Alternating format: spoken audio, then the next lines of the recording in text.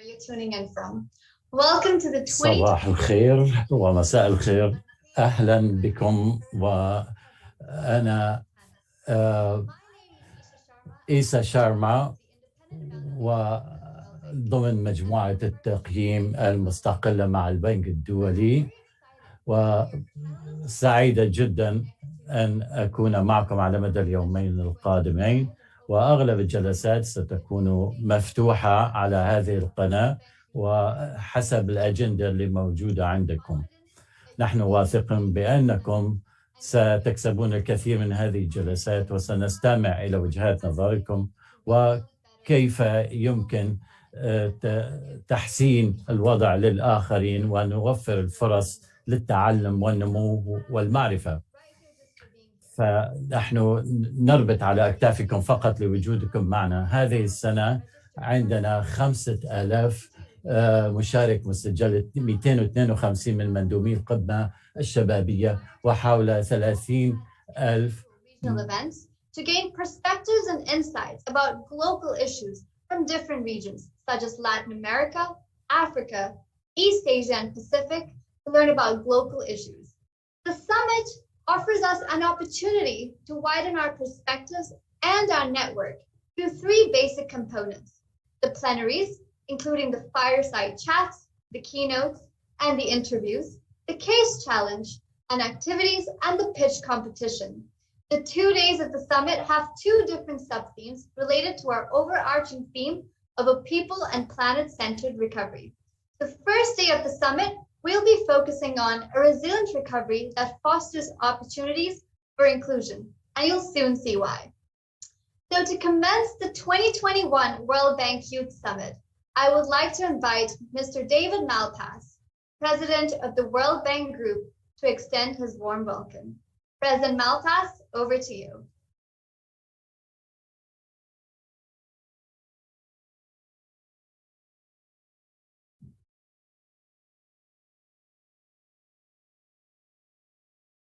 Welcome to the 2021 Youth Summit. It is a pleasure to speak with you today. The summit brings together brilliant young minds from all over the world to explore the problems of today and build solutions for tomorrow. The COVID-19 pandemic will leave lasting scars for everyone, including youth, through rising poverty, debt overhangs, and millions of lost jobs, skills, and schooling. For people just getting started in life, the lingering impacts from the pandemic will remain a threat for years to come. The World Bank Group is taking comprehensive action in these areas. Our staff around the world, many of you are here today, have worked hard and often in partnership with others to meet the urgent needs of our clients and their people. It is clear to us all that any lasting recovery from COVID-19 will need to be resilient, inclusive, and sustainable. We need to recognize the interconnections between people, the planet, and the economy. The perspectives, immense talent, and innovation of young people will be critical to that process. A key part of this is tackling climate change. I know that taking ambitious climate action is of urgent concern to young people. Your generation will face increasing climate impacts and inherit the solutions and also the costs and complexity being considered now. The World Bank Group is spending more than ever before to support countries and looking for the most possible impact. We have recently shared the highlights of our new climate change action plan, which aims to generate more impact from our spending. Moreover, we're aligning our financing flows with the goals of the Paris Agreement, and we're integrating climate and development to get the best outcomes for people and for climate. We're committing to make 35% of our lending support climate action on average over the next 5 years. That's a big step up. And we're also committing that at least 50% of our climate financing goes toward adaptation. That's critical for the world's poorest countries for small island developing states, and for countries affected by fragility, conflict, and violence. We simply must invest in building resilience to climate change's impacts. In all this work, we seek to amplify and integrate youth voices, listening to your ideas and perspectives. We heard from your peers at our recent spring meetings, where we engaged with young legislatures around innovative strategies for green recovery. Our country partnership frameworks offer the opportunity for conversations and consultation with young people around our projects at country level. I'm so pleased to see the World Bank Group convening the leaders of tomorrow. Your presence here today underlines your dedication to making tomorrow's planet better. We will need integrated, long-run strategies that emphasize green, resilient, and inclusive development in order to repair the damage from COVID-19. I hope that this event will provide you with further inspiration and a platform to turn your passion, persistence, and diversity into solutions that contribute to this effort. So thank you, and I wish you a very good event.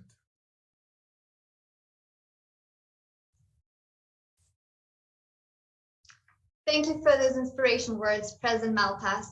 As President Malpass noted, our role as young people is critical, not to just focus on recovery and just strategies per se, but have lasting strategies and lasting recovery. Not to just focus on band-aid solutions, but long-lasting solutions that are resilient, sustainable, and inclusive.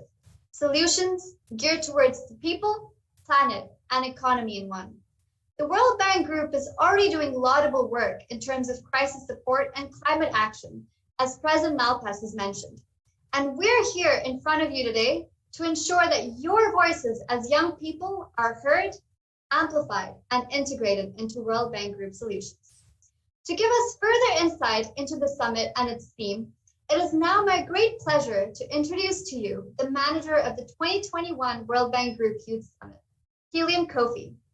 Keelan works as an analyst for the World Bank's Vice President for East and Southern Africa, focusing on strategy and operations across 26 countries.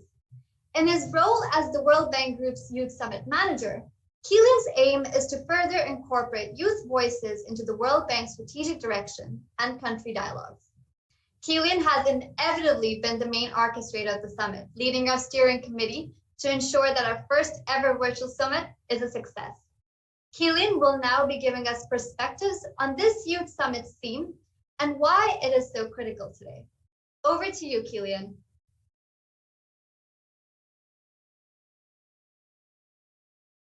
Thank you, Isha. Good morning, good afternoon, and good evening. On behalf of the World Bank Group Youth Summit, I wish you a very warm welcome wherever you are in the world. I'm told we have almost 5,000 delegates that have joined us on our platform, coming from over 150 countries. But before delving into anything, I would just like to express a massive thanks to my team who have put this all together. Most of us may have never met, but we've worked together tirelessly for the past months to make this possible. At the Youth Summit, our driving desire is to enable youth from all over the world to engage with each other and with leading thinkers and doers both inside the World Bank Group and without.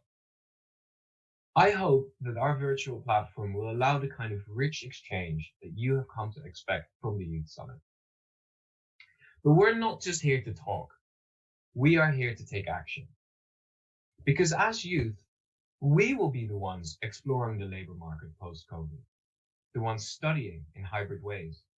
And ultimately, the burden for creating the inclusive and resilient world of tomorrow will be on us. Many of you will have attended last week's regional events. We heard from climate change warriors in East Asia and the Pacific, rallying local youth to fight the effects of climate change. We heard from activists improving disaster prevention in Europe and Central Asia, from brave Latin American youth fighting for recognition and inclusion of LGBTQ+ peers, and from young Africans harnessing the power of art to improve governance and transparency. It was inspiring to hear the dynamism, the creativity, the dedication that you are all channeling to change your communities for the better. It was also very instructive. We are an extremely connected generation, and while there is no guidebook to making a difference, we can learn from each other.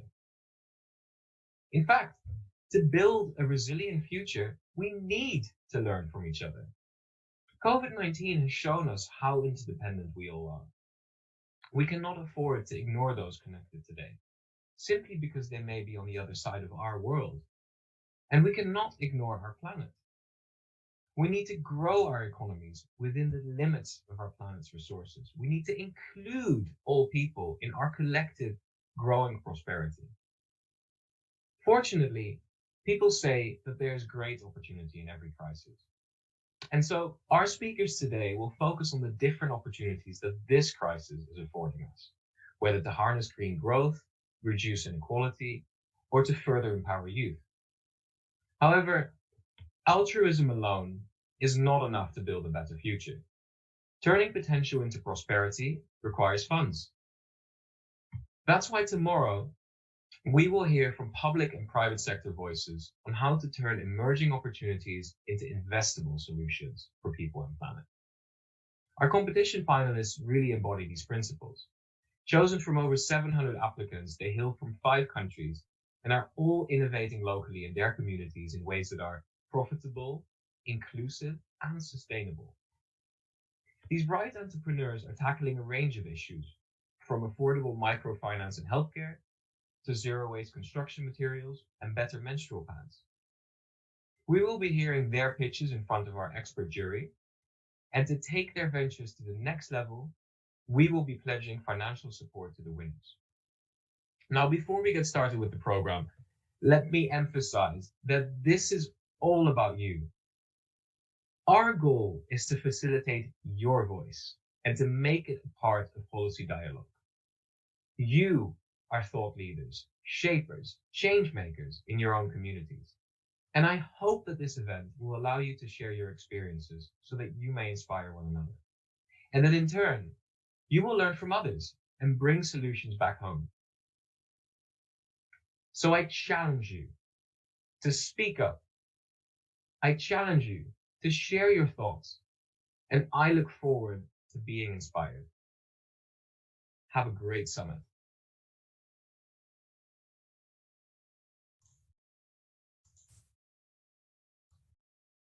Thank you for those very inspiring words, Killian.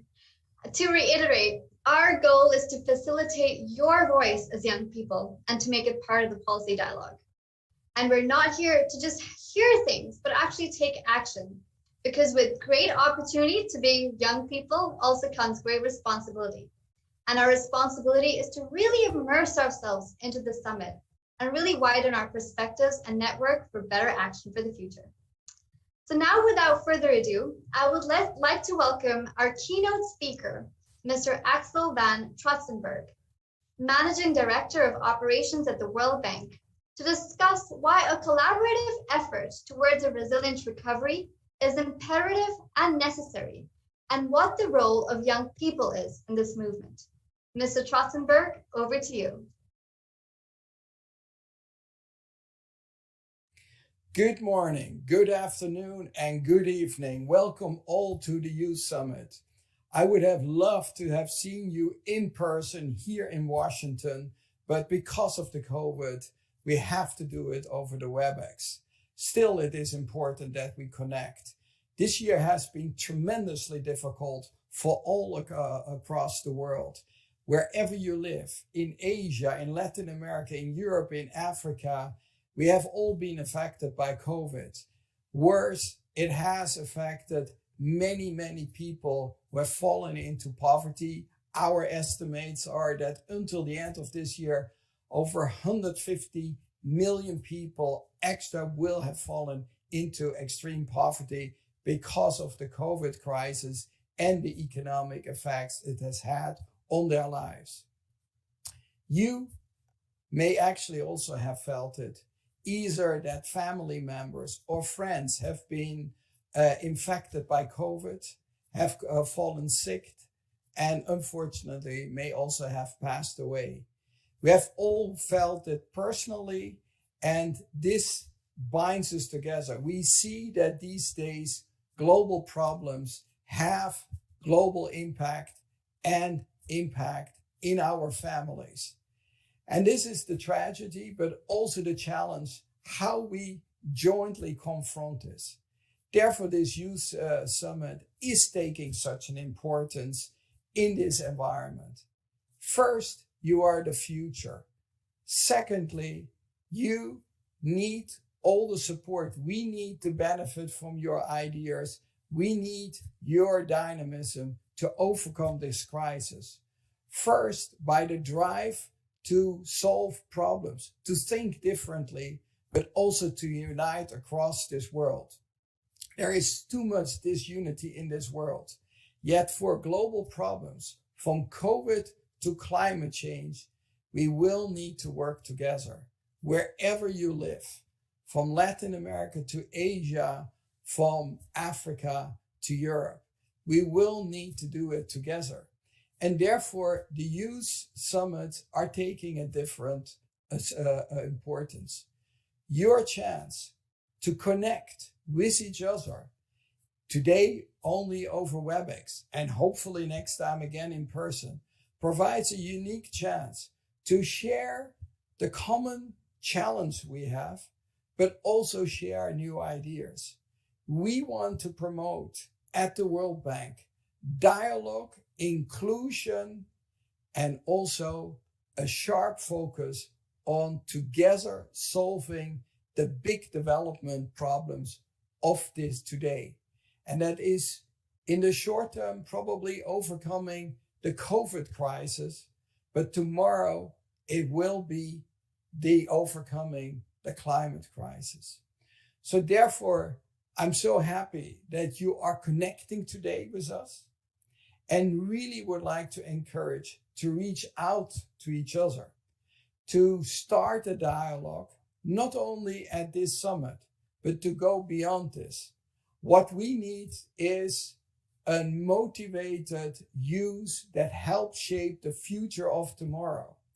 And in the World Bank, we can only benefit from this, as our objective is not only to deal with poverty, but also with the greening of the world. And for this, we need to work not only with governments, but with CSOs and with people in all ages. And I believe, given that the challenge of climate change will last longer, what better to work with you and to see how together we can make a change. So I would like to wish you a very, very good summit in which discussion, reaching out, will dominate. And please don't keep it limited only to this summit, but go beyond, continue the dialogue, reach out to each other, and let's change the world. Good luck.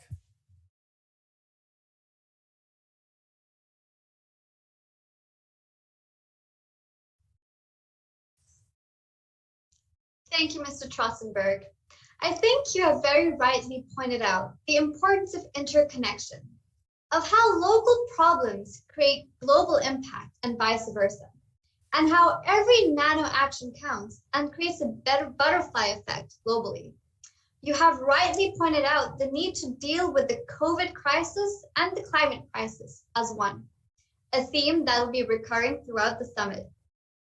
Thank you for also reminding us how integral it is to connect and collaborate with each other in this whole change-making and impact process. And to truly connect and collaborate and extract maximum value from the summit, I have a few tips for you. Would you like to hear it? Great. So what I truly encourage you to be intentional about the summit, to allow the summit to really work its magic, to really change your realities and offer new possibilities. I offer you the opportunity to be really present, to be really focused. It's so easy to be distracted with our gadgets, with our phones, with whatever is going around us. So I offer you 3 challenges for the summit. Are you ready? All right. So 3 challenges. The first challenge, C, clarify your learning intentions.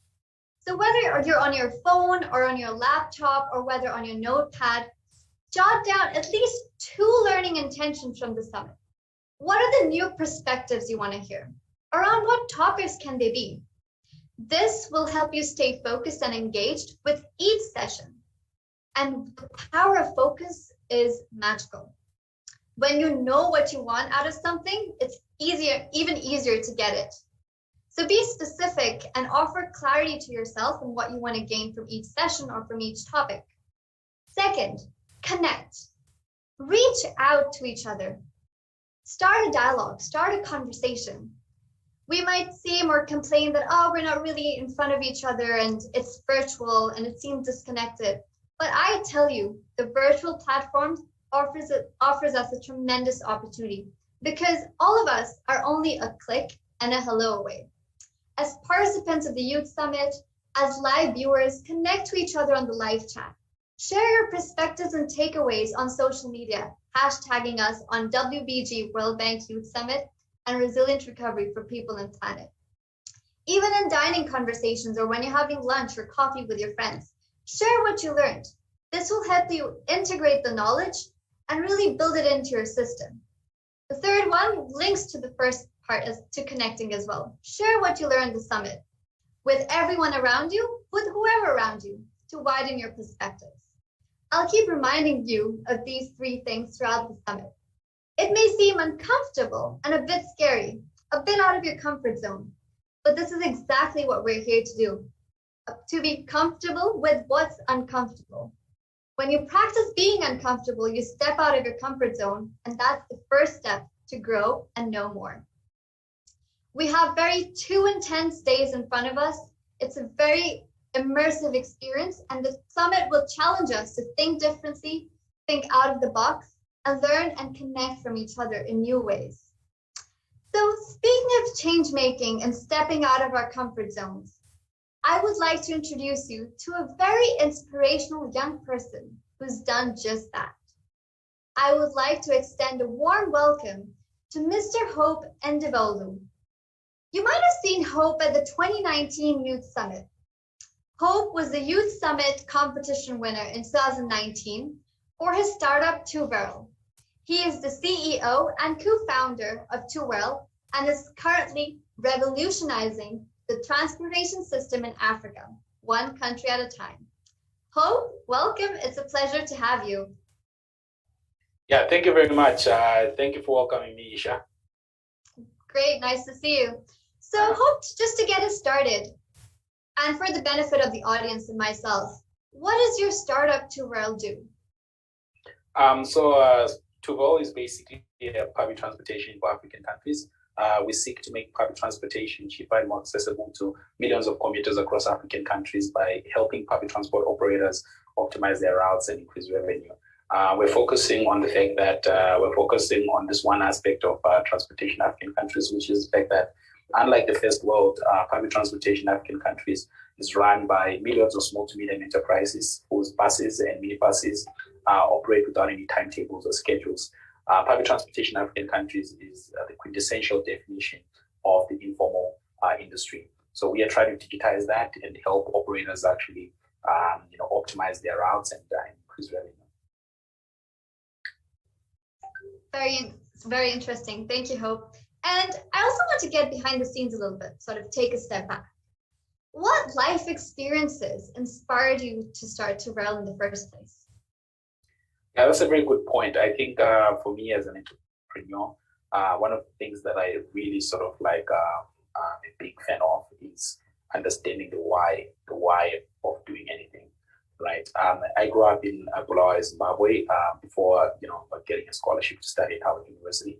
I used to commute to public high school in Bulawayo, Zimbabwe. And I was late to school almost every day due to inefficient public transportation.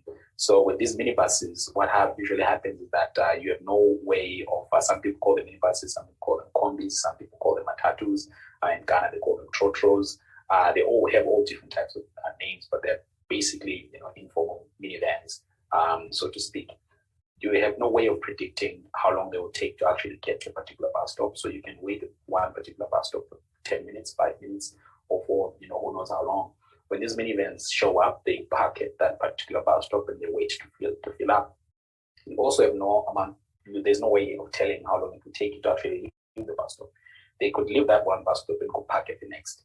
So apart from the fact that there are unpredictable wait times, you also cannot predict how long it will take you to actually get to where you need to get to. This industry is very fraught with poor customer service, so all of that kind of stuff. So you can imagine if you're going to high school every day and you're late to every day. On average, a commuter in an African country, even more so here, because I'm currently in Kenya, and the commuter loses about an hour and a half of productive time due to inefficient public transportation. So those are some of the life experiences that I saw. And one of the things is that, like, what you then see is that while I probably was one of the likely ones to sort of really get good grades, implications of how much productive time you lose for a student, you can eat into your class time, you can eat into the time you have after school when you're supposed to do homework. You just got 2 hours in traffic instead of actually doing your homework at home. So all of those things have an impact on things like education. So one of the things that I realized was that when doing some market research is that efficient or rather public transportation in any city really has implications and an impact on all kinds of industry, on economic development, on education, on healthcare, and all these industries that depend on efficient transportation and mobility. So I think, realizing and understanding that having that sort of personal experience really sort of gave me a very strong inkling to solve this particular problem. That's very inspiring, Hope, and especially the fact that it comes from your personal lived experiences, commuting to high school, not knowing when the bus would come in, being late to school, being tired, being frustrated, and also, as you mentioned, constantly asking yourself the why. Why am I doing this? And that fuels your passion. And it's clearly very evident that you're very passionate about what you do. And, passionate in initiating a startup, passionate in carrying it on, and passionate actually going through the struggles and the setbacks. So I want to hear from you, when you're starting up a project or startup, or even on the way to expansion, or in daily life, you have certain setbacks, which sort of put a blanket on the fire of passion that you have in your belly. So could you mention or share some of the setbacks or failures that I've mentioned, and how did you overcome them and use them as a fuel for growth and learning? So, I think the story of an average person who lives in a developing country is the story of resilience and strength. We deal with tons of problems every day, whether it's access to clean water, access to quality education, access to quality healthcare, access to pretty much anything, more so public transportation. So we I've sort of been used to this whole concept of working to get quality things, right? And sometimes there have been tons of setbacks. There have been setbacks in our startup, there have been setbacks in our company. And with Tuvo, for example, we won the World Bank Youth Summit competition in December of 2019. I went back to Zimbabwe in January 2020. We sort of had this really nice sort of elaborate plan to actually launch Tuvo in March of 2020. Well, boy, were we disappointed when COVID showed up. So we are a public transportation company. There is a pandemic, and literally all governments around the world are telling people not to travel.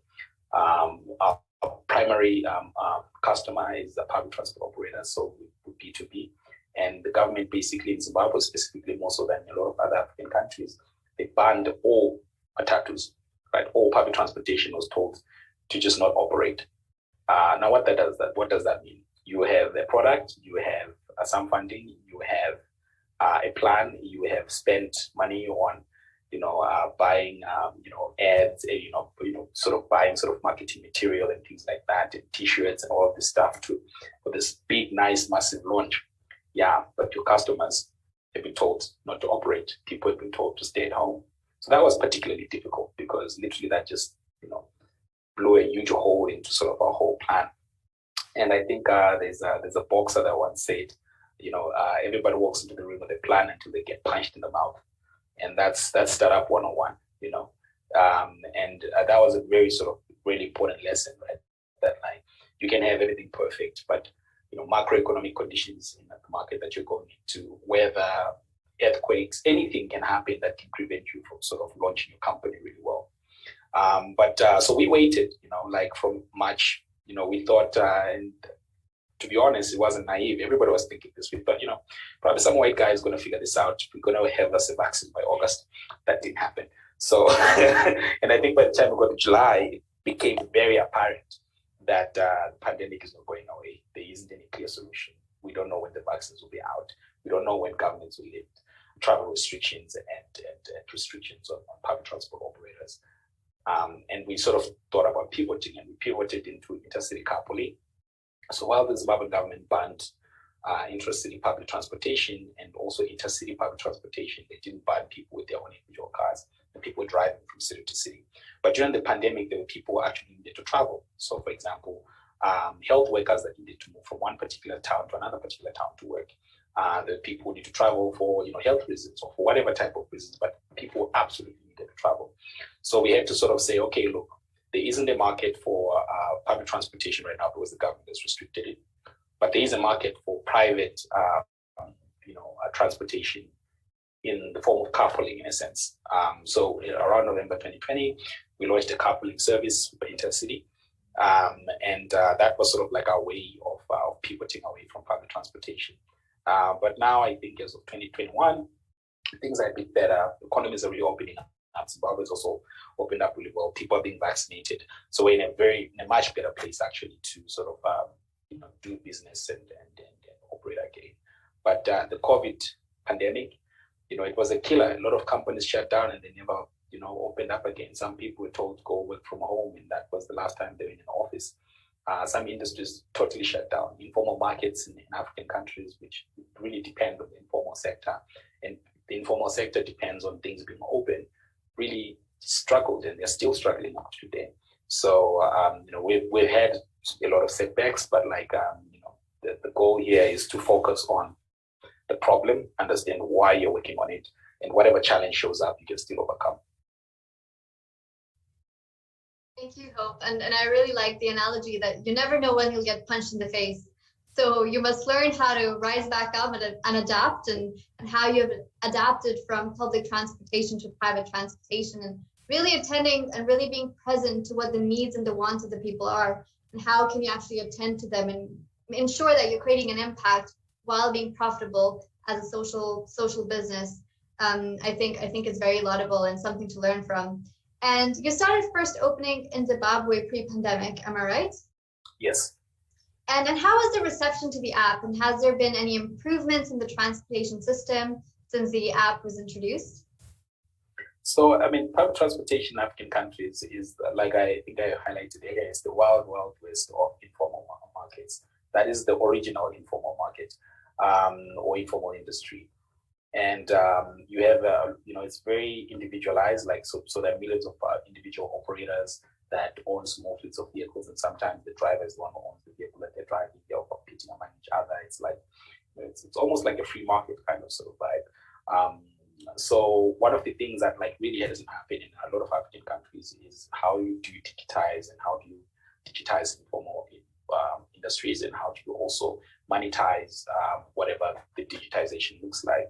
There have been many attempts by different companies, Uber, for example, or Lyft, that came into the public transportation mobility space with sort of different approaches and all those kinds of things. But in Zimbabwe, particularly, there was no solution in the market for anything. And that was a problem in a sense, because you have people that really urgently need technology to solve efficiency, to reduce the inefficiencies in their business, and also for people to connect with whether it's taxis or it's border borders or it's buses or it's minibuses. They need to connect with those easily, but there isn't the technology for that. So I think on one end that's a good thing, but on another end you have some skepticism of people who don't really understand how the technology is going to help them. And also part of it is that you have to deal with this fact that apart from the fact that I lived in Zimbabwe, I also spent a lot of years actually studying abroad Then when I came back, and you're coming, back, and you're sort of, telling these people who've been in this industry for 20, 30 years that you have a solution to their problems and you can help them make more money. Yeah, like some people take that with a grain of salt. They will need to see it to believe it. So I think that was a barrier, of course. But like I think the more you talk to operators and the more you demo your product, the more you show them how it works, the more they understand how money moves from the commuter to the operator. The more they understand all of those things, the better it is. But at the end of the day, you work with people who be champions for a product. You work with people that are really ready and excited to sort of assimilate the product into their operations and things like that. So yeah, but I think as far as transportation is concerned in Zimbabwe, I mean, I wouldn't say there have been any improvements. I think that we still have a long way to go. There's still a lot of stuff to do with regards to customer acquisition and things like that. So we're still sort of like, like we all have both our feet in the mud, and we're really trying to sort of get things going. Thank you, Hope. And that was really interesting how you came across the barriers and how you entered the market, and no one really took you seriously. So we've talked about sort of the barriers you face. We've talked about the failures you face and what passion fuels you. I want to know, was there any fear that you had to overcome internally while building up or starting the project, or in the process of the project while you're convincing someone? Yeah, so I mean, imposter syndrome is a real thing. I sort of didn't understand that. But like when you're sort of like trying to be, trying to sort of build products and trying to launch them and all of this stuff, there's a million things you probably have never done before. And to be honest, like the job description on a startup job, especially for like a C-suite member of the team, is the job changes every day. So you realize that like you learn a lot of stuff. For example, I mean, I'm the CEO of the company. That's great. What are my skill sets? I'm a software developer. I had to figure out how to calculate unit economics. I had to figure out. So now I had to actually get into accounting. I had to figure out how to do social media marketing. So now I actually have to spend some time in learn how to use social media tools. There are so many things I was actually afraid of, but then you overcome them based on, again, the why. Why are you doing any of this, right? And if you understand the why, you can be willing to learn a lot of new different skills to basically, compensate for the fact that you may have some shortcomings in other areas.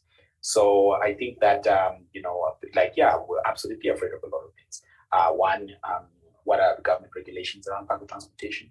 Two, to people, like I said, for example, earlier, the public transportation operators, some who've been in this business for a very long time, will question, like, who is this bread pudding eating college student who's telling us he can improve this industry, right? Like, who does he think he is? So you basically have to, I was afraid of that. On top of that, but at the end of the day, you have to rise to the occasion, right? Like, and that's what being an entrepreneur really is. It's about figuring out what you need to do to get to one place. If you can't do it yourself, find somebody else who can.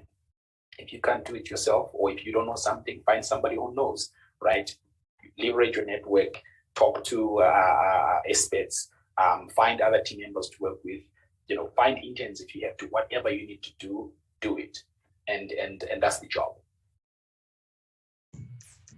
Thanks, Hope, and that truly provided me with a lot of hope when I want to start my new project. And I think a lot of young people out there is then to not give up, to always remember your why and to find ways around it, to always have a solution-oriented mindset. And I want to know personally from you, tell us about something that you practice, sort of a ritual or a daily practice that sort of grounds you and helps you succeed and become successful and effective in your work.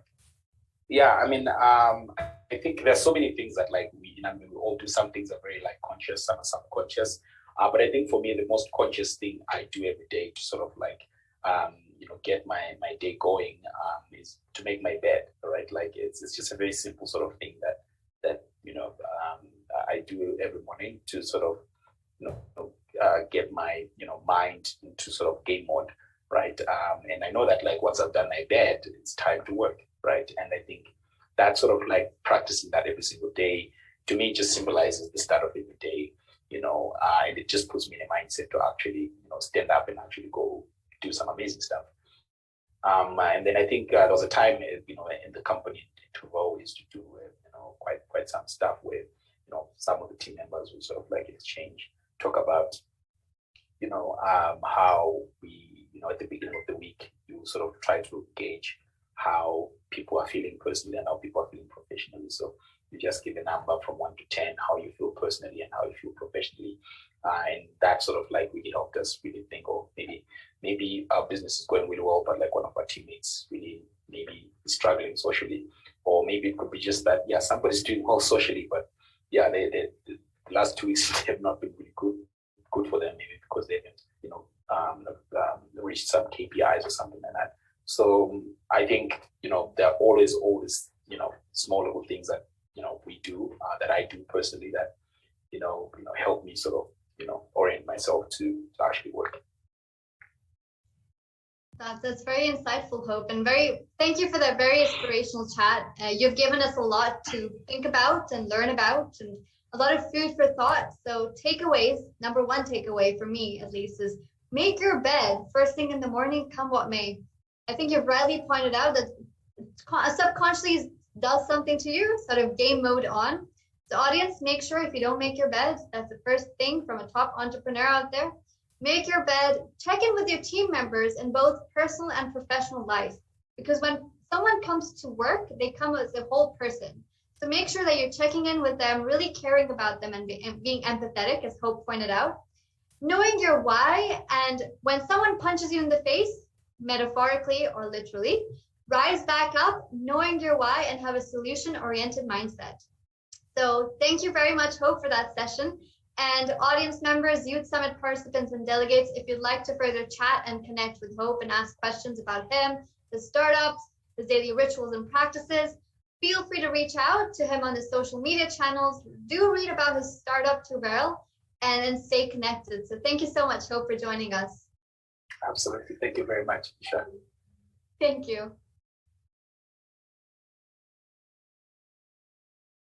So now we will be moving on to our first plenary session of the summit, titled Components of a Resilient Recovery. Building back better means looking at all the essential elements of a resilient recovery, each unique on their own, but also very interlinked and intertwined together. In this panel, we will take a cross-sectoral approach to explore what these critical components are to better understand the multidimensional aspects of a resilient recovery. So on that note, I would like to welcome Abigail Gira, Content Co-Lead for the Youth Summit and Program Assistant at the World Bank Group's Multilateral Investment Guarantee Agency, to moderate the sessions. Abigail, over to you. Hello, good morning, everybody. Thank you, Isha, for that lovely introduction. And hello to you, the audience. Thank you very much for gracing us with your virtual presence today, where we will be discussing the components of a resilient recovery.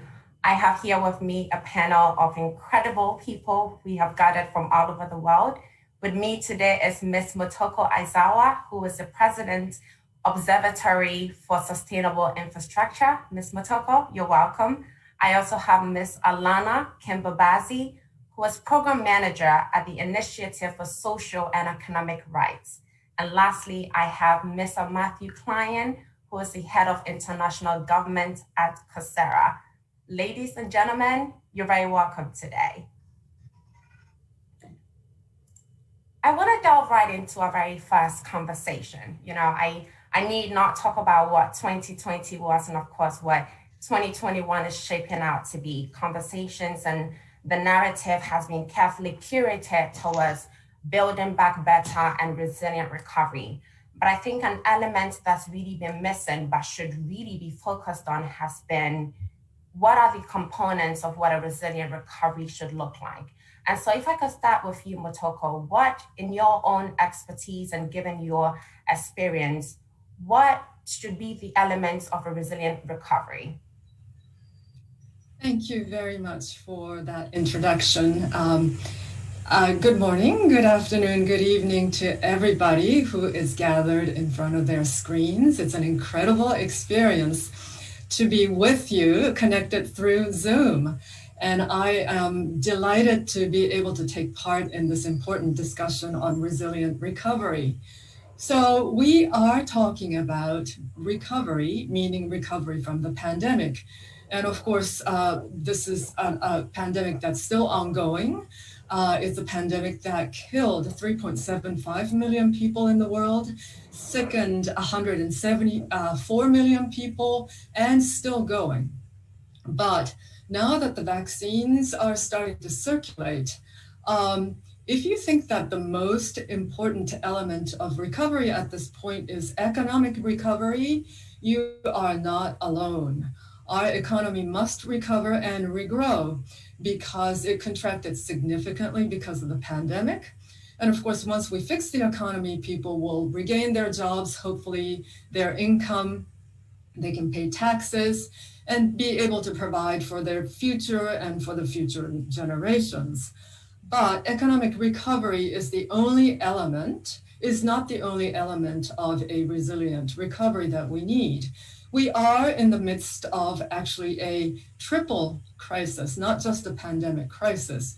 We have the climate crisis. We also have the debt crisis for many of the developing countries, meaning they are over indebted and unable to take on new debt to do new things.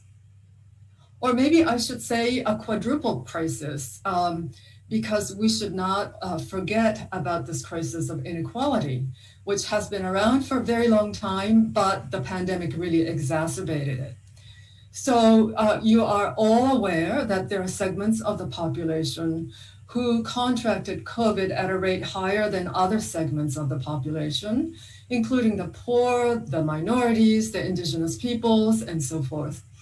There are segments of the population who were the first to lose their jobs and probably last to regain their jobs. These are women and migrant workers, among others. And there are segments of the population who are persistently exposed to COVID because of the fact that they're essential workers. And let us be clear, we will be facing more shocks in the future.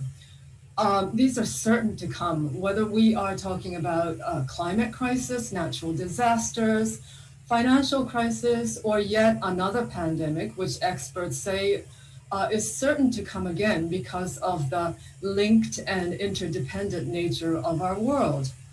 So then a resilient recovery means working towards a society that's resilient to shocks and upheavals.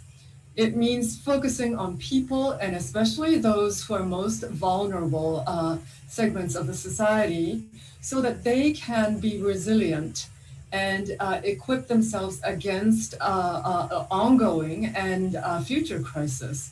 It means achieving this type of resilience through, of course, fixing the economy, but also through improved public services, through sustainable infrastructure in multiple sectors, including health and education. Thank you so much. That was a very loaded answer to my question. And I actually want to hear from Matt, because I think that Ms. Motoko, what you've done here is to show us that there really isn't one element that is important. You started with economic recovery, and in there you started with economic recovery, and in there you weaved in inclusion. I had you talk about marginalized people, debt recovery. So Matt, I'm eager for you to chip in to also have us hear what you have to say, please. I'm afraid you're muted, please.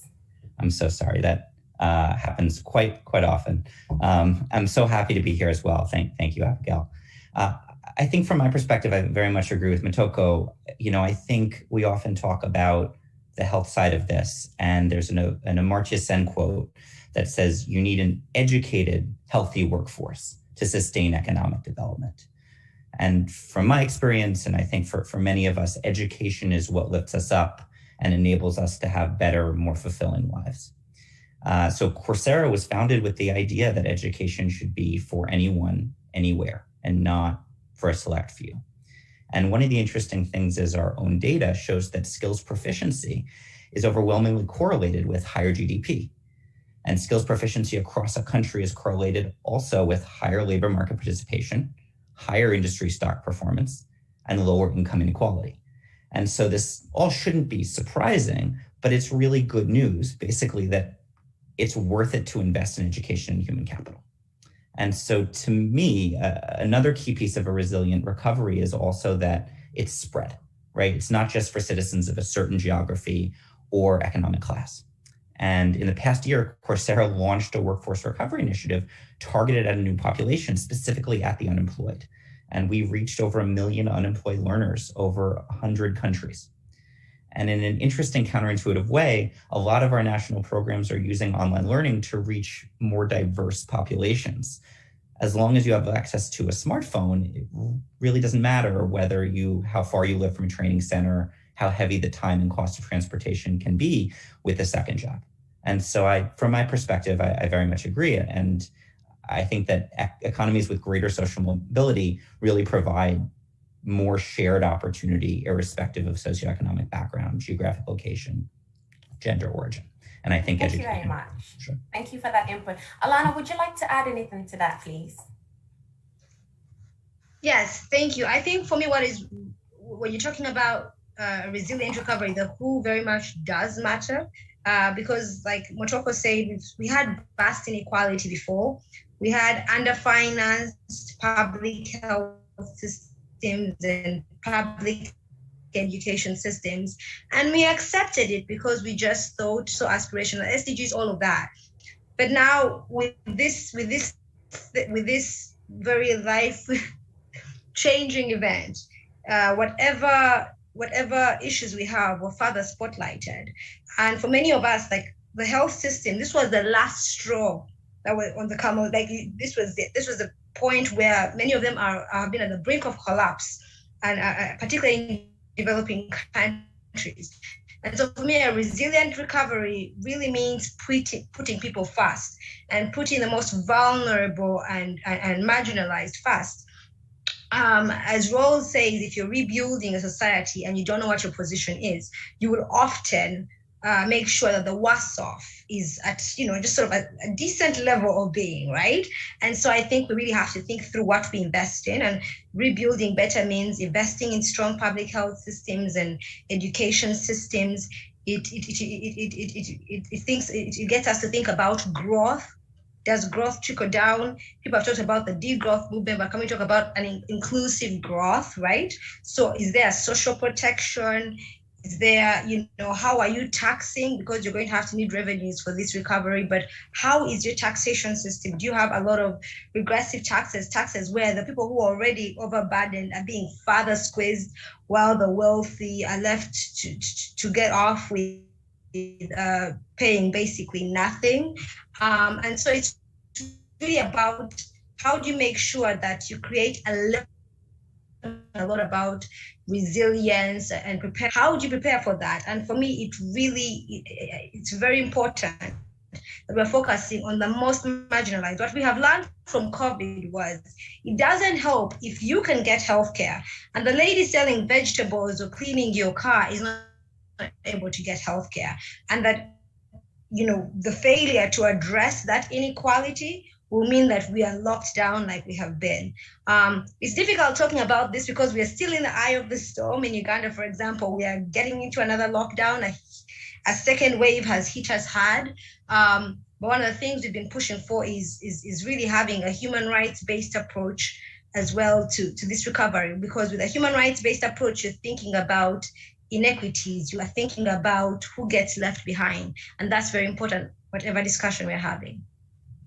Thank you so much, Alana. And I want to go right into my second question. I think that all of your really great answers have provided a challenge for me, because I hear from you, and if I could summarize what you've all said, I hear from you is that one element does not take precedence over the other, and that the health of the economy oftentimes dictates the health of the people. Education matters, health matters, sustainable infrastructure matters. And Ms. Motoko, I know that you have some background in human rights, and so you very much can relate to what Alana is saying here. But I want to throw this question back to you, and Matt, I would love for you to take the lead on this. Given that all of these elements do matter, I know that Alana has answered a little part of this, right? How do we prioritize? Because all elements cannot be addressed at one time. We've talked about prioritizing people who are marginalized. But beyond that, every single one of these components that you've talked about matters. Sustainable infrastructure matters. Educational accessibility matters. Who determines how to prioritize these elements, and how do we go about that?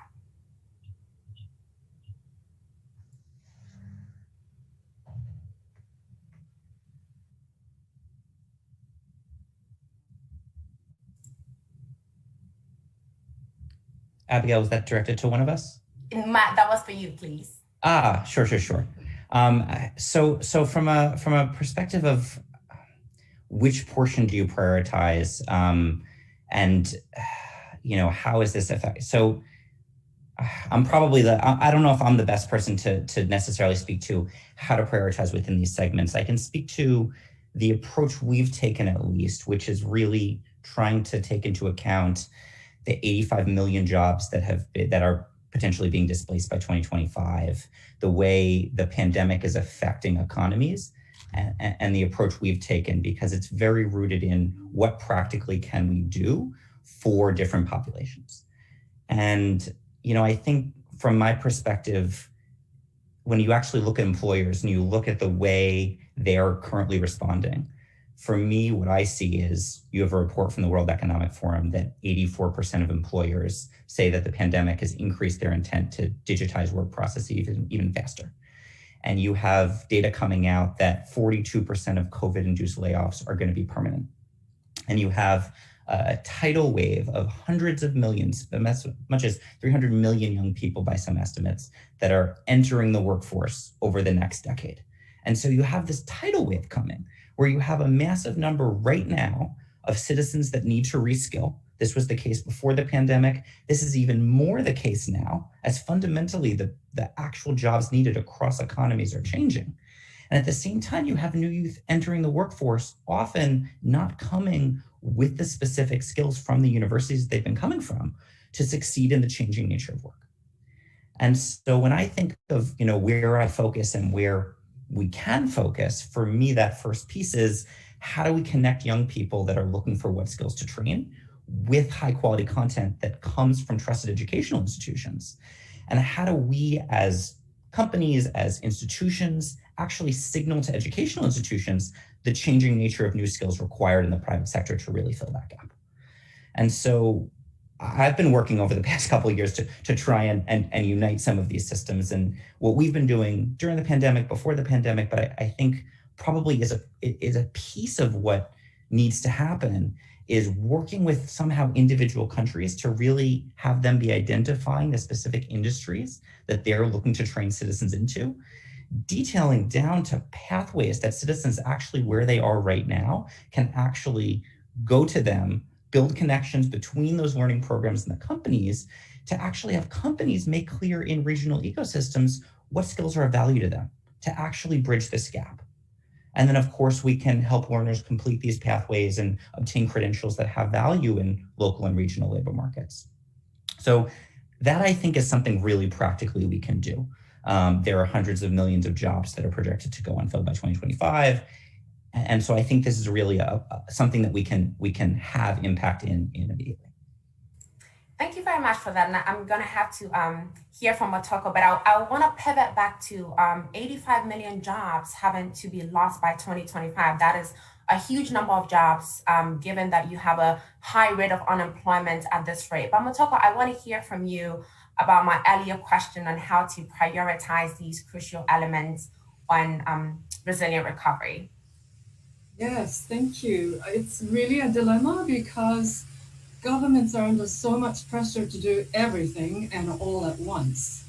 And so prioritization is just so very difficult. But luckily, the economic growth agenda and the infrastructure agenda pretty much coincide. Because it's generally understood that infrastructure is an engine for economic growth. And this is precisely the conversation that's happening in the United States about a new infrastructure plan, what's in it, how much can the country afford, et cetera, et cetera. So then how does the country within its boundaries choose what infrastructure to build for resilient recovery? So do you choose between roads, and power plants? Do you choose between schools and hospitals, digital infrastructure? There is no magic formula that countries can use to do this, but I would say that a national strategic planning process is crucially important. This means, for example, that countries can get rid of all these white elephant project proposals, these pet projects that politicians put forward, which are very disruptive and never really take off. So we can get rid of those things, and countries can start to assess their existing infrastructure, their strength, their ability to meet the ongoing needs, and then to project the needs based on the expected population growth, right? And the countries can also dovetail this process with their SDG planning process, so that their infrastructure plan complements their SDG plans, so that infrastructure can actually contribute to the country's attainment of SDGs. And so once there is a plan, that can be populated with specific proposals. And here there is naturally a process of prioritization that's based on set criteria.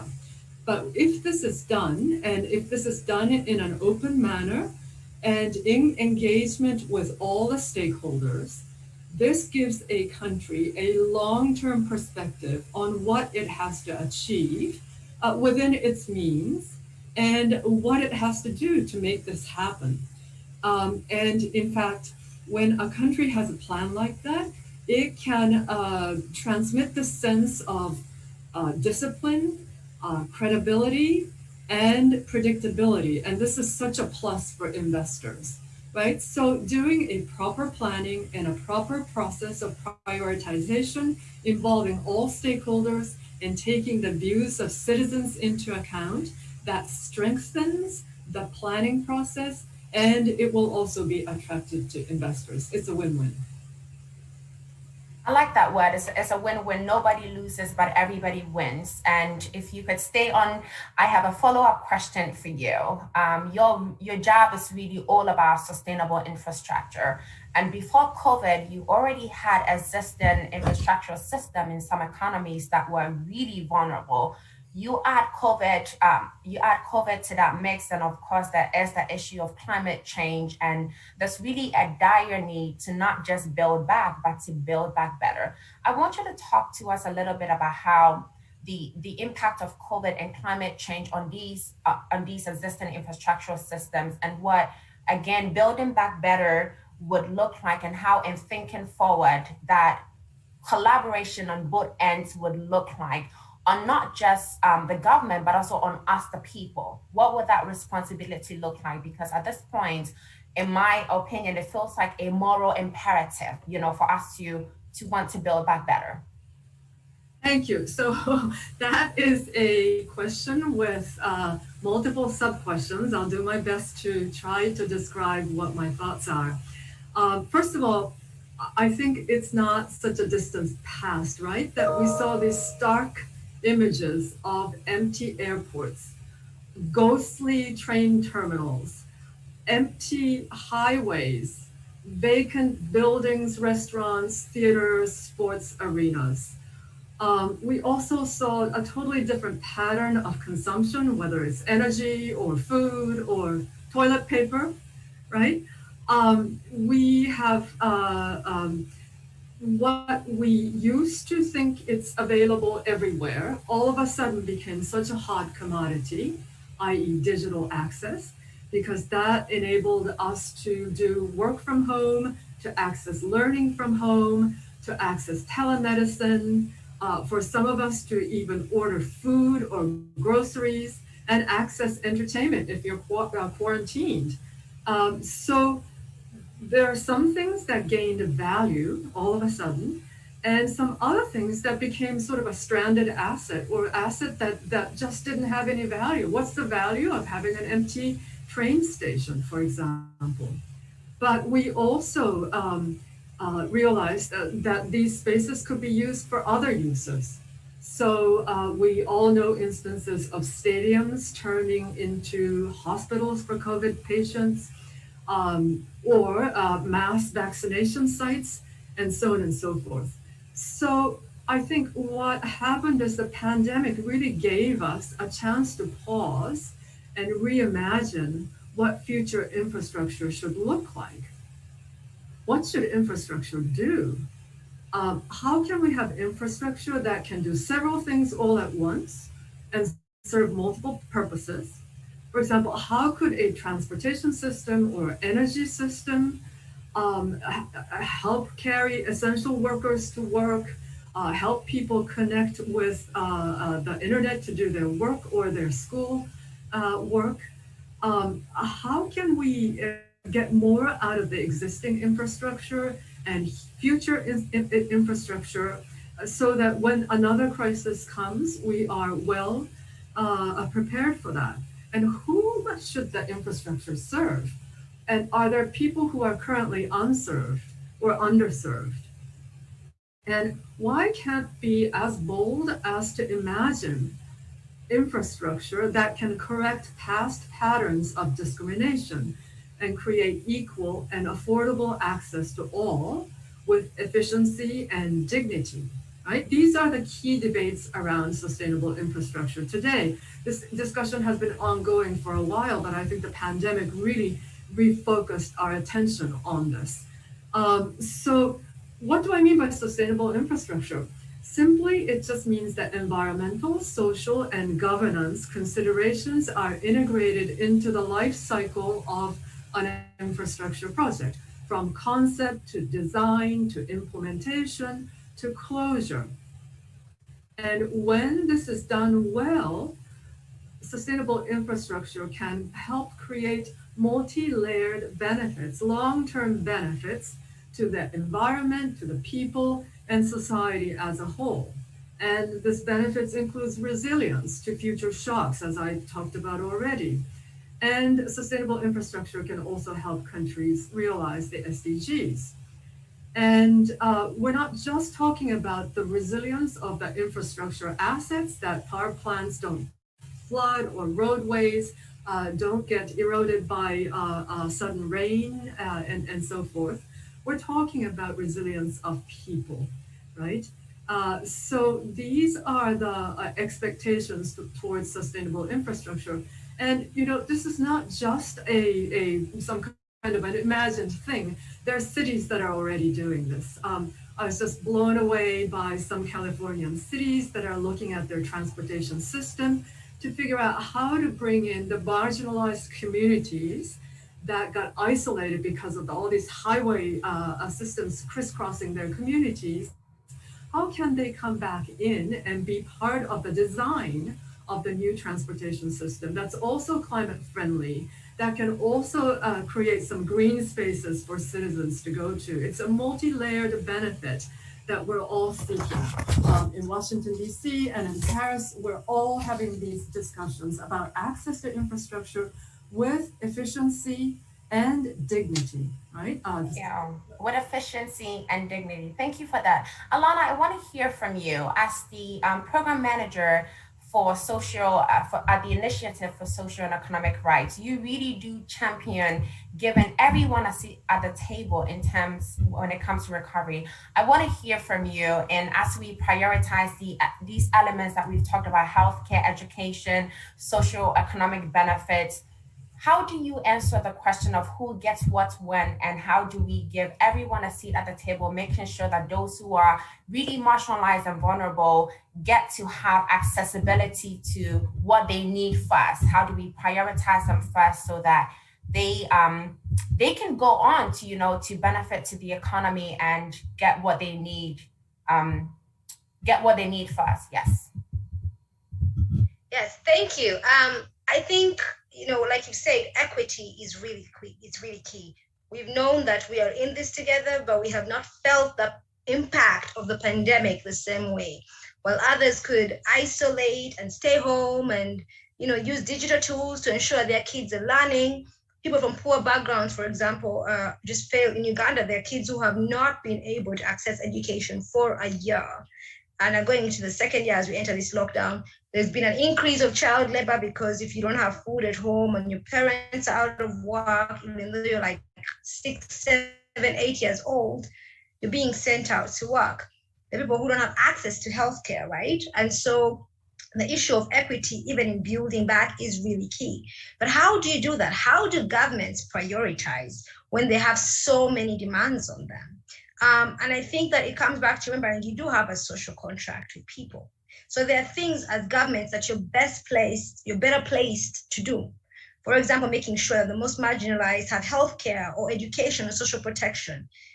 A private company is not going to altruistically necessarily do that because they also do have to make profits. But as government, that is where you really need to step up your efforts.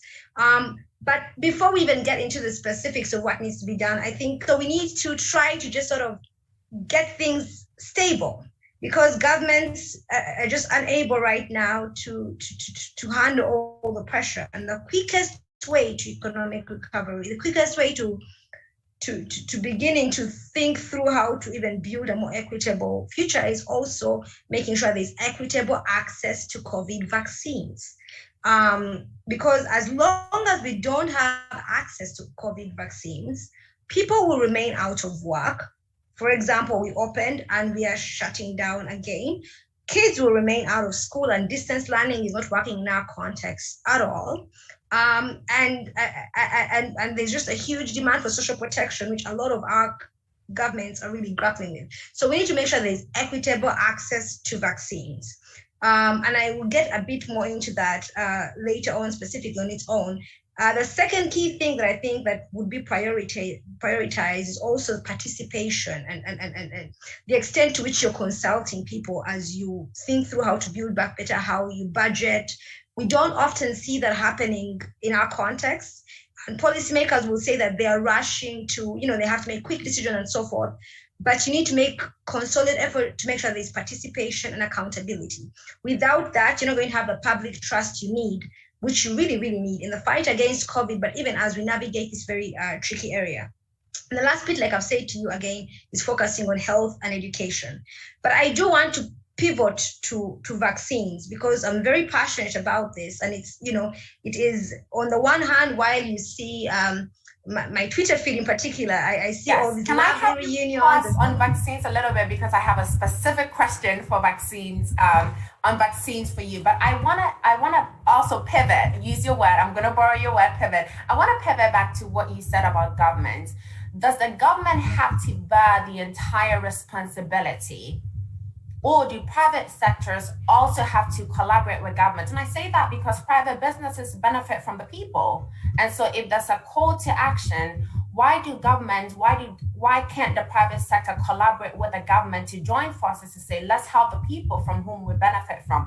It seems to me that putting the onus on the government is a bit burdensome, especially on governments that do not have all the necessary resources to help the people. Can it not be a joint effort rather than put it entirely on the government or put it entirely on the private sector? So the private sector will come in, but the problem is that the private sector will come in when and as long as it's able, right? And you also have to think about who you're serving. There will be instances where the private sector will come in. For example, we've seen them coming for telemedicine, all kinds of instances. But if we are talking about the bottom quintile, the most vulnerable, you're dealing with a group of people where you're really unable to sort of necessarily make a lot of profit. For example, serving rural, underserved areas in healthcare with the poor, right? Which is why there has to be a strong focus primarily, and I'm very passionate about this, on government, on public health and public education systems. And I'll give you an example why. In Uganda, when the lockdown happened, a lot of private schools, for example, just because it's been so uncertain, they're winding up. And there are kids right now who just don't have where to go, right? And are struggling how to get education. We've seen it with testing, where as long as you have other players in the sector and they're not regulated, we've seen it with health, for example, the testing in the private facilities has become astronomical. So most people would rather stay home. That is why I say that the primary responsibility for me has to be government. Those are the ones that are sitting citizens have a social contract with. Now, any other player can and should come in to assist, but there must be strong regulation. And I want us to avoid first place. In African countries, in a lot of African countries, we have seen a huge push for public-private partnerships in infrastructure and across sectors. And the motivation for that is often sort of altruistic.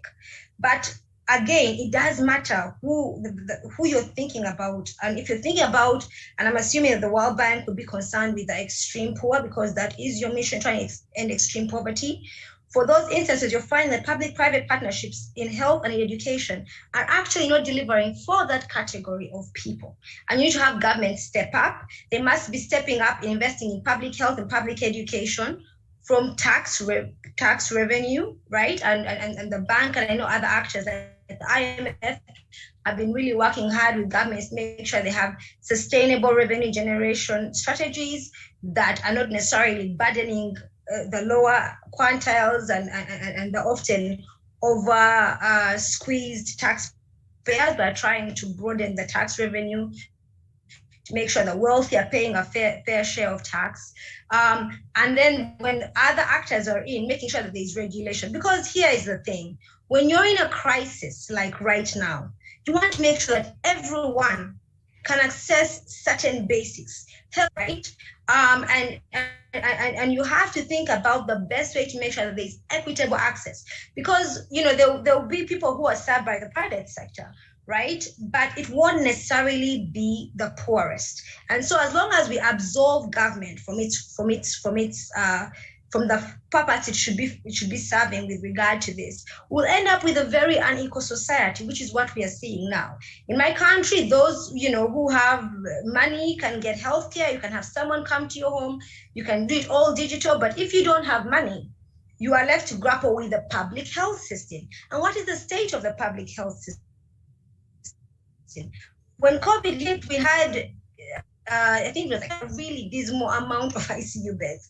We were just rushing a headless chicken, right? And it's only now that they're saying, okay, at minimum systems. And while the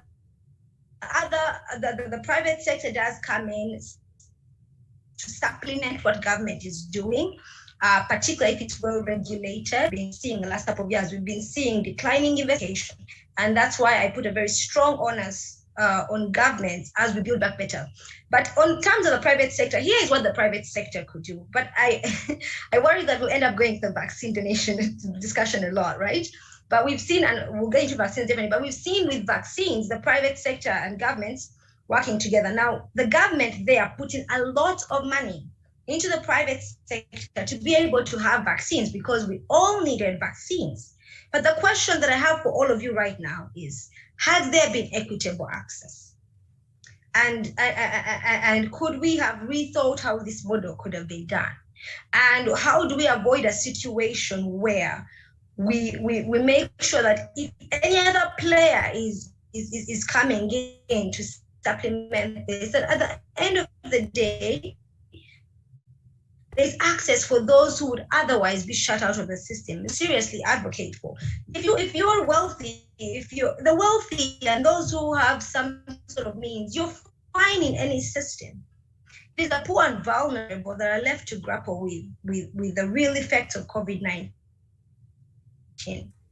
Thank you so much. You definitely do come with a wealth of knowledge. And again, I'm going to put a pin on the vaccine talk, because I want to finish this conversation on education. And Matt, this is specifically for you. Alana raised a really good point about kids in Uganda having to go back home, and with lack of internet or internet reliability, as we're listening to Alana right now, we're having a bit of difficulty hearing her. We're having to, strain our ears to listen to, and I'm thinking not every little kid at home would have the discipline to want to do their homework in spite of, technological difficulties. And so how do we reimagine education, and how do we reconnect and educate people of school age who are living in areas where there's really limited infrastructures in the age of COVID, and actually even pre-COVID, because education as we know it has changed, and not just in Uganda, but in all parts of the world too?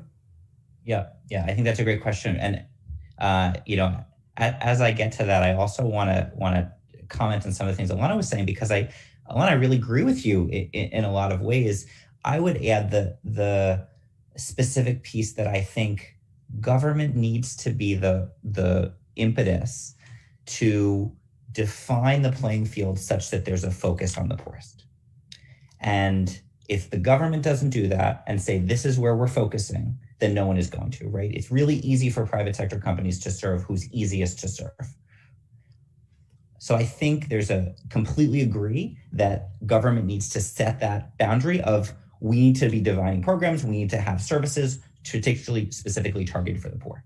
I think the piece I would add, though, is I think the private sector can be a fantastic ally in then reaching those populations. After the government sets up the playing field of, I want to see interventions that improve the lives of the poorest, I've seen, and I used to work in nonprofits, so very much, these are populations that very much are critically important to me, and where I spent most of my time in Uganda and South Africa and Tanzania and Nigeria. It's really interesting, the incentives of the private sector, that when they're focused on a problem, they can move really quickly and lower costs significantly. And so maybe that's the segue into the question you asked, Abigail, because it feels to me that the private sector, when directed, can play a really, really important role in supporting some of these populations. And as an example, right, we're talking about poor infrastructure. I think about poor infrastructure when we think of education in maybe 3 different ways. So lack of access, right? Does someone have poor internet access? Or maybe lack of regular quality education in a community. I think about collegiate settings when we have our work, where we have universities in many countries that fail to keep, and not through any fault of theirs, but unfortunately fail to keep their faculty up to pace with the latest job needs. So for example, maybe they don't have funding for a data analytics professor or someone with advanced ML experience. You wouldn't expect them to. But there's a role then, if there are jobs in a given area where that university doesn't have the faculty to teach those things, there's roles to actually make sure the students can have those skills. And then finally, I think about local talent pools that maybe don't have access to the global market, are not yet competitive globally from a human capital perspective. And so, I think of Coursera, an example of what private sector can do for some of these challenges. Really, really practically, we've invested in a platform that works in low resource settings. And so we know that not everyone has great internet access. So we've said, okay, great. We want to develop a platform where content can be developed with limited access for internet, can be downloaded onto a mobile device, can be uploaded when complete when you go to a cafe with a hotspot later, maybe the next day after you've taken content offline.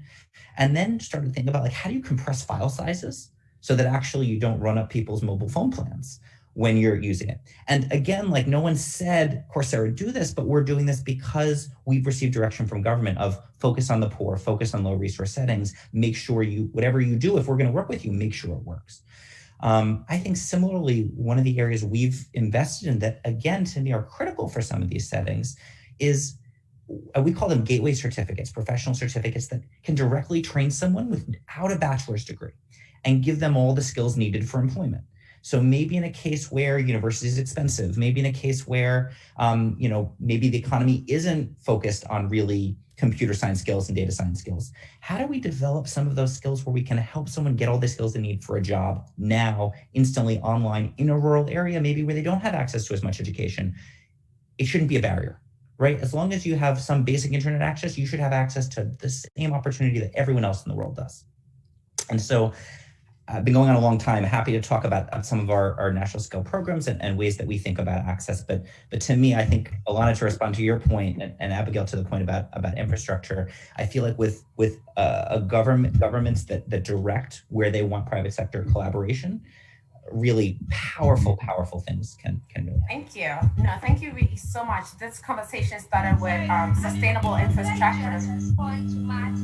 Of course, please go ahead. Abigail, you have to let me respond to that. No, Alana, please. I think. Sorry. I want to underscore that there are settings where they won't, and I say this living in this country. And you're talking about your platform, and I do appreciate those efforts. You are reaching a certain segment. But what I was responding to very specifically is there are areas where the government, you cannot leave government out. The government will be the only one that knows it has to do. Because for example, you're talking about internet access. There are rural island communities in Uganda where, like, this conversation, they'll just look at you like, what happened? Because that's exactly what we are grappling with, the education. I'd love to hear a bit more from you on education, because in my country, there are two classes of people right now.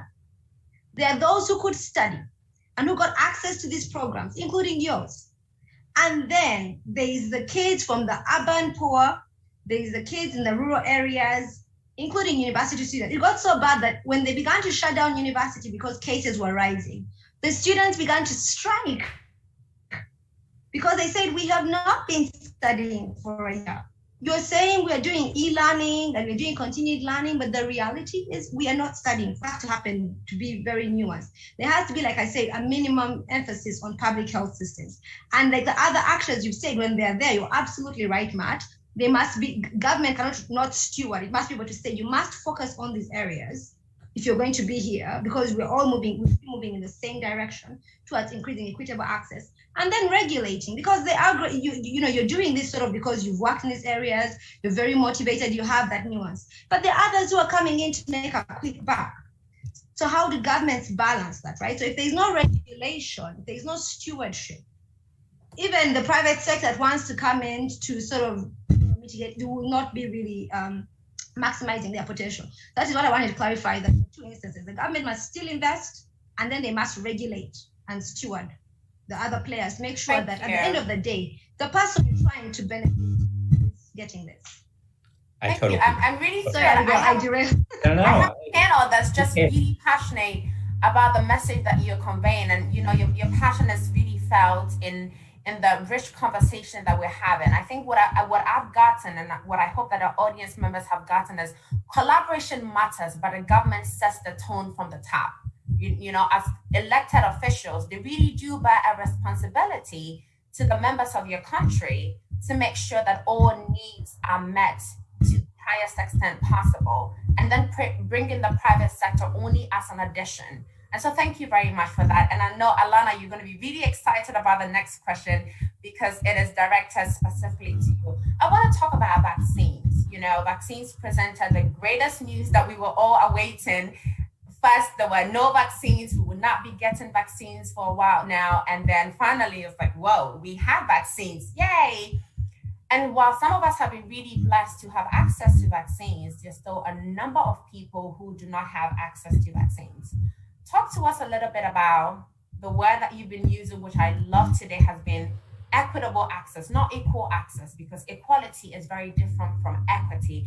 Talk to us about equitable access to vaccine deployment and why that is necessary to get people back into the workforce, because a healthy people, when you equip people, they contribute to the workforce. When they contribute to the workforce, they build back the economy. When they build back to the economy, we're all contributing to a resilient recovery to make our planet and people better. So, Alana, I would like for you to take the lead on that conversation, please. Yes. Vaccines were this, it was so exciting when we followed the news. And I remember last year when they were starting the process, there were very strong statements from presidents like Macron saying, this must be a public good. I remember Trump was trying to get some of the technology and they were like, no. And now it's a year later. And what is the situation a year later? In countries like mine, we barely have access to vaccines. Africa has gotten less than 2% of the demand of the vaccines available. 38.5% of the vaccines only went to 16% of the countries in the world. And this was as of June 1st, so basically like last week. And we're seeing this vast disparity. As we say before, vaccines are the quickest way to economic recovery. In a country like mine, our debt doubled in 1 year to deal with the effects of COVID-19. If it goes on for a second year, we're just not sure how much we can take. Like I say, it's overstretched. Right now, there were conversations on social media about oxygen and people trying to buy oxygen cylinders and how impossible it is to get an ICU bed. And we've seen this with India. India's images were so stark. And how did we get here? One, there's been vaccine nationalism, right? But the vaccine nationalism has really come about because of the very limited supply. And I think that's artificial, that's an artificial issue. Like that one was self-created, because a model where we only leave a few to do that, results in a system where we are basically fighting for overpriced leftovers.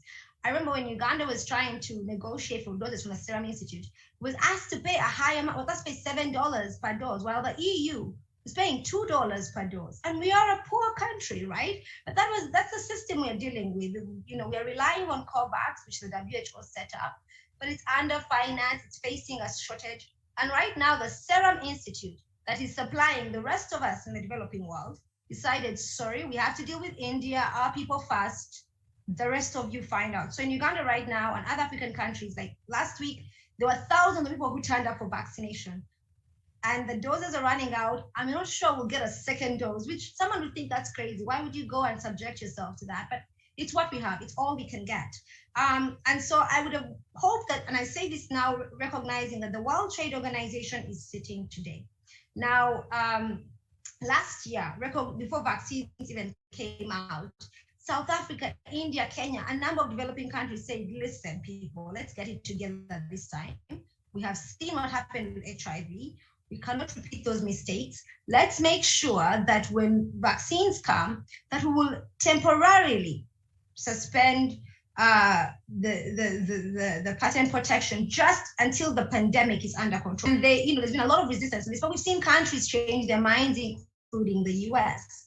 We are still seeing the EU saying, no, we don't have to go that far. Companies can share the technology. But the WHO asked them earlier on, by Jan, it had set up what they call a COVID technology. Actually, last year, at the start of the pandemic, it set up a COVID technology access pool. The idea was, please share the know-how. It is in everyone's interest for us to get back to some sort of, just to get things under control.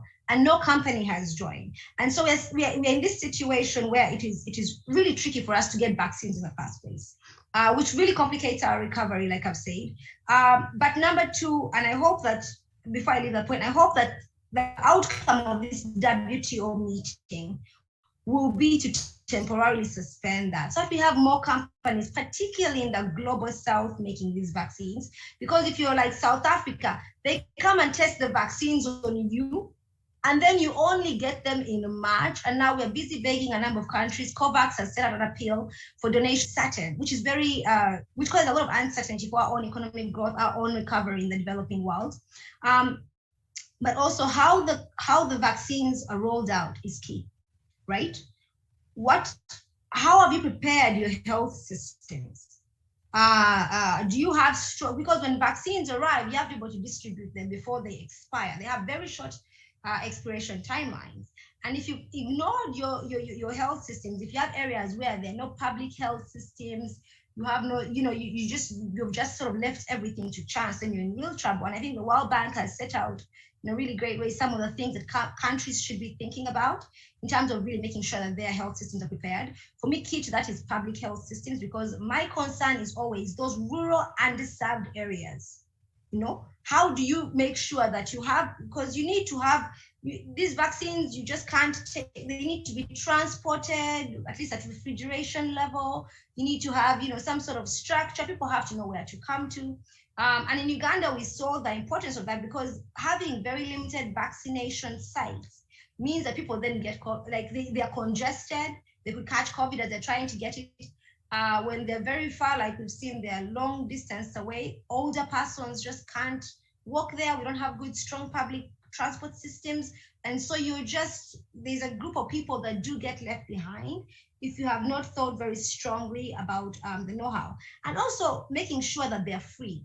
And this seems like a no-brainer, right? Except, you'll be surprised, because people say, well, I had a proposal earlier on saying, well, you could pay a little bit and then, and no, because as long as you do that, when there is very scarce demand, you're going to end up in a situation where the poor are not getting vaccines.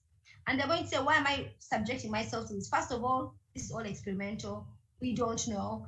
Number two, you want us to pay. So people, but the last bit is regulating every player in this distribution. We are getting reports of vaccines being sold. Remember, they're given for free.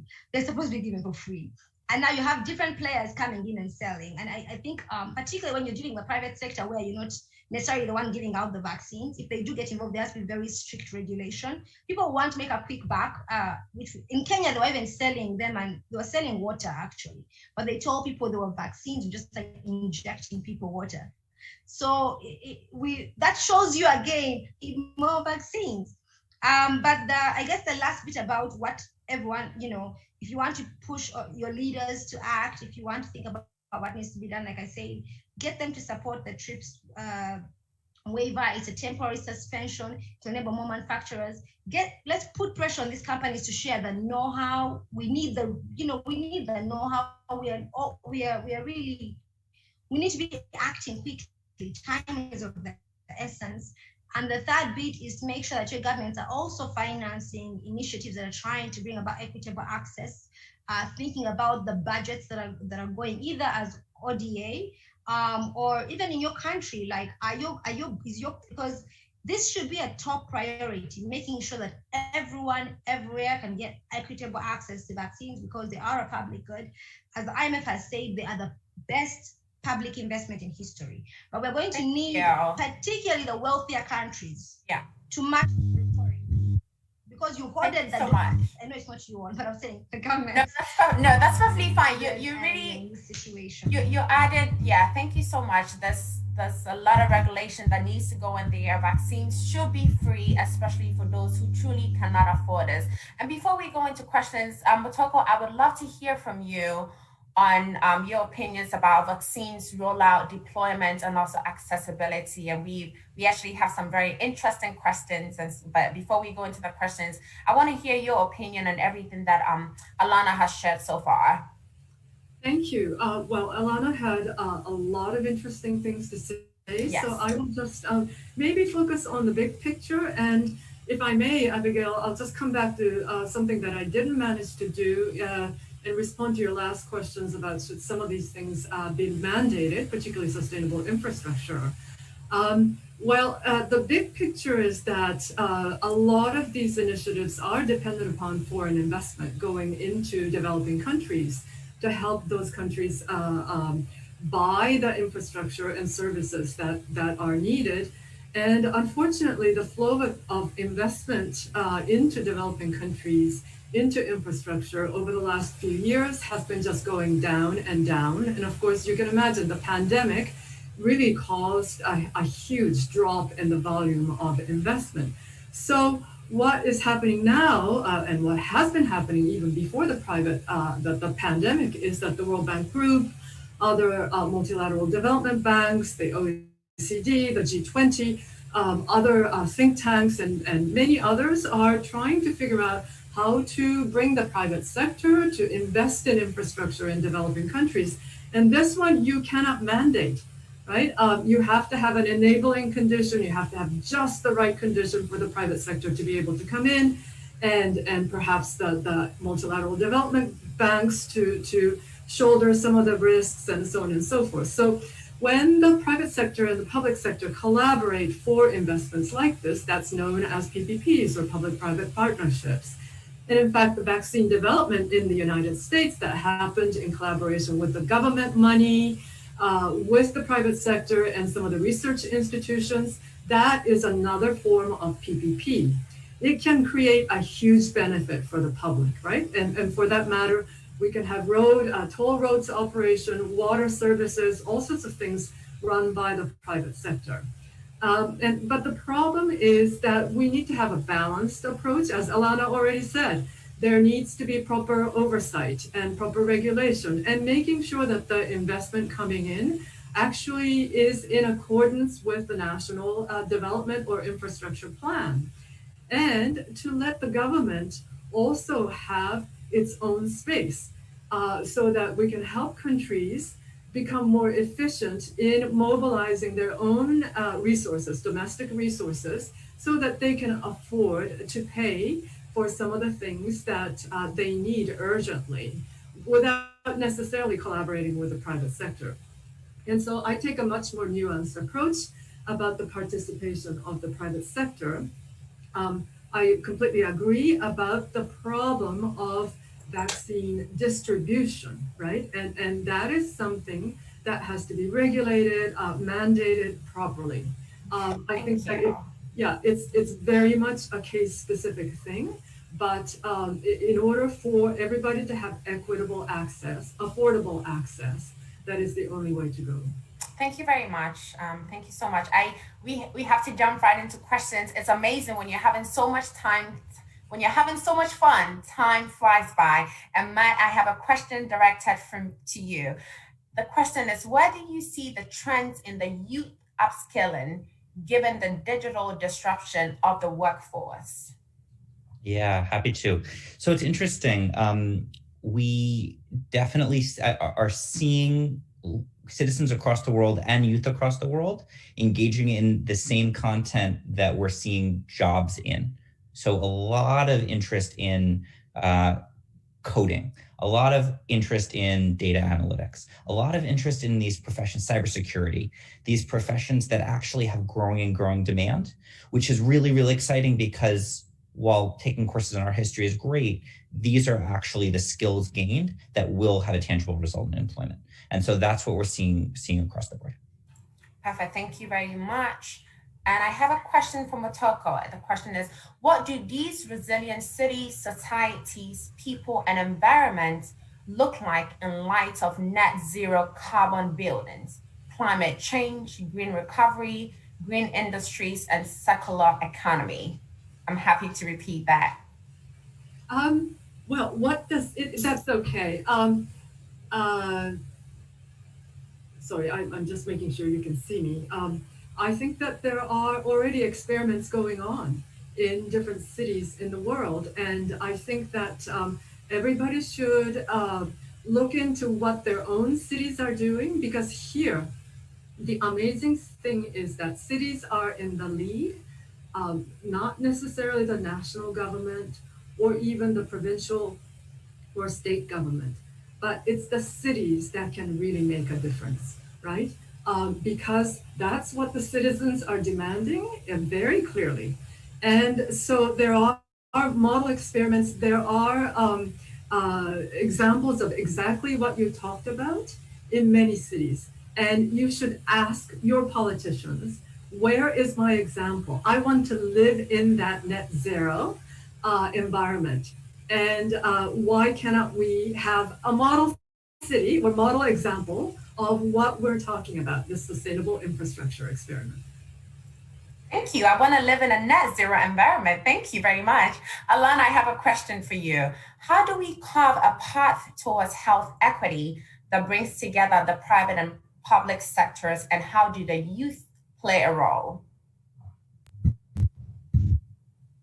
Great, thank you. First of all, I think that the youth should question. You know, if you're in a country like mine, they will tell you there is no money for health. But do you really not have money for healthcare? Because we also live in the same country where the security budget is bigger than the health sector budget. So the youth, we have the energy, we have the information, we have social media, we have ways in which we can get all these documents. So first of all, get very interested, participate in the budget process, demand a seat at the table. At the end of the day, whether or not they're taking loans out, which you will have to pay in the future, or whether or not they're not investing in healthcare, you are the most adversely affected. So we need to have a seat at the table and we need to be interested. But two, and I said it earlier on, push your government. The government must invest, because they will say, oh, like for example, my country, if Matt comes, they're like, fantastic. And then they'll get all of Matt's, whatever Matt has promised that he'll do in education. They'll be like, this is what we are doing. No, we pay taxes. They must invest in healthcare. If they don't, the poorest will not get equitable access to healthcare. And three, they must, like we said, steward and regulate anyone else in this field.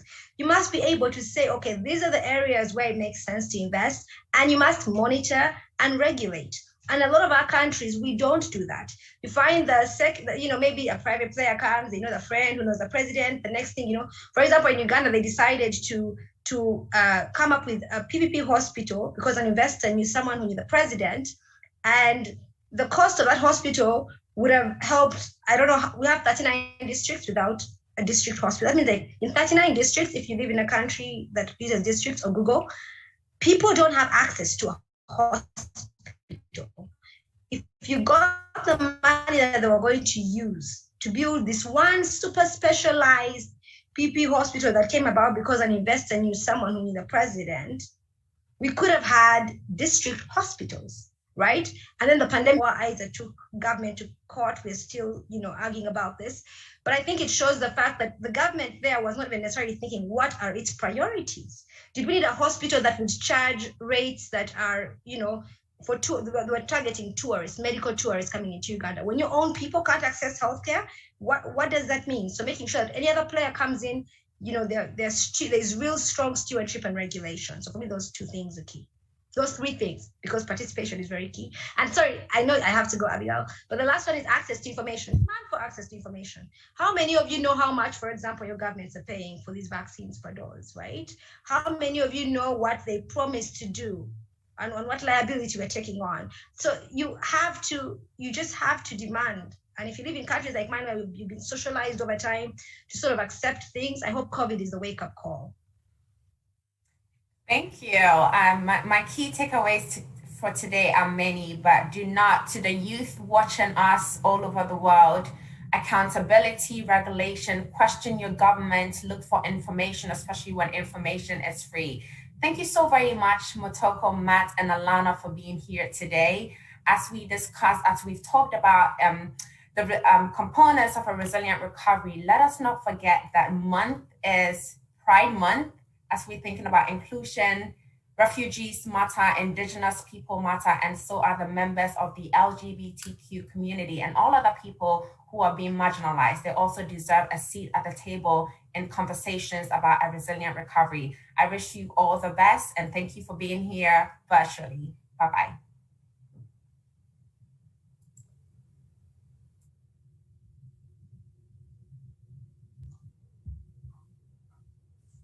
Thank you for the insights, Elena, Matt, and Motoko, and thank you, Abigail, for moderating that very insightful session. I too took very great takeaways and learned very integral insights. And audience members, having heard such integral insights and knowledge from this session, I would highly encourage you to share your key takeaways on social media, whether it's a favorite quote that stuck with you, a question that you'd like to follow up with the speakers, or something new that you learned from the session. And also, we have a very interesting poll from you. We'd like to hear from you, youth.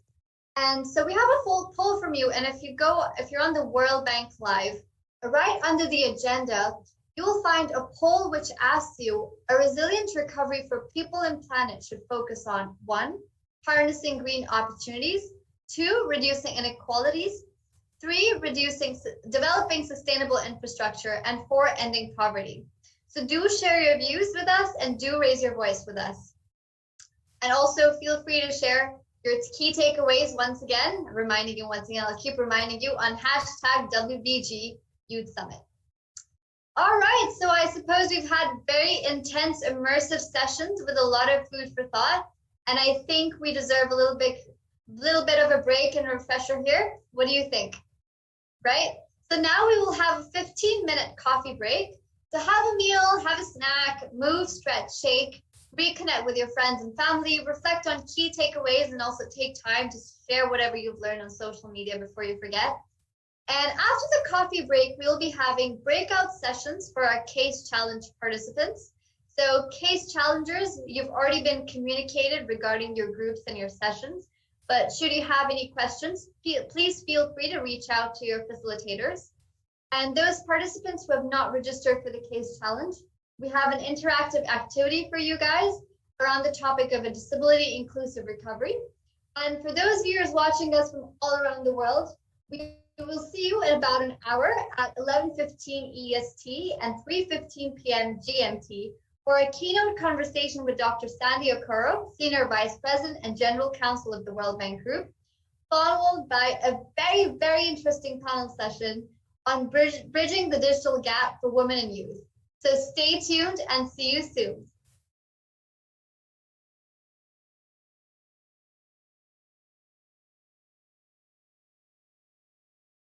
All right, I'm going to take my 10-minute break too, so.